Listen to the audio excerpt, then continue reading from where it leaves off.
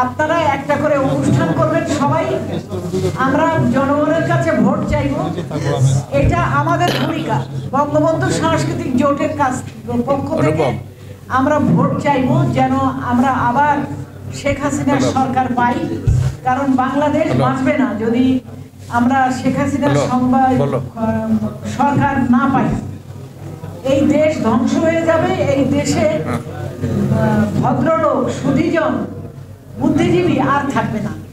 ৭১-এ বেশিরভাগ বুদ্ধিজীবী শেষ হয়ে গেছে।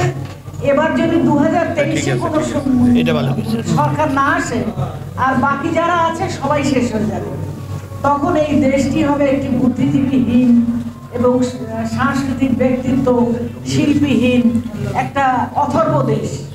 তা আমরা নিশ্চয়ই সেটা চাই না। সেই জন্য আমি আমাদের কর্মীদের কাছে, নেতা কর্মীদের কাছে একটা অনুরোধ, আপনারা প্রতিটি জেলায় নির্বাচনের কারণ নির্বাচন ভিত্তিক অনুষ্ঠান করবেন এবং সেই অনুষ্ঠানে সম্ভব হলে আমি আমার সেক্রেটারি আমরা বা সিনিয়র নেতারা যারা আছেন আমরা যাব। সমস্ত জাতিকে ঐক্যবদ্ধ হতে হবে, ঐক্যবদ্ধ নেওয়া ছাড়া কোনো পথ নাই। এদেরকে রাজনীতিতে থেকে বিদায় করতে হবে। এরা কোনো সময় ক্ষমতা আসতে পারবে না বাংলাদেশে। বাংলাদেশের অস্তিত্ব বিপন্ন হবে আর যদি রাজনীতি আবার ক্ষমতায় আসে, মেসাগার করে ফেলবে যদি এরা ক্ষমতায় আসে। তাদের আচরণ দেখেই এই নমুনাই তো বোঝা যায়, মেসাগার করে ফেলবে। এরা দেশের ভাবমূর্তি ক্ষুণ্ণ করতে বিন্দুমাত্র কুণ্ঠাবোধ করে না।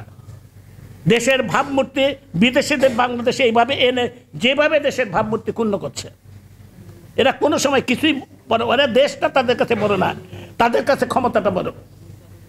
যাদের কাছে দেশটা বড় না, ক্ষমতাটা কেবলমাত্র বড়, এই শক্তিকে কোনো সময় ক্ষমতায় আসতে দেওয়া যাবে না। বিএনপি জামাত কাজে আমাদেরকে সবাইকে ঐক্যবদ্ধ হতে হবে।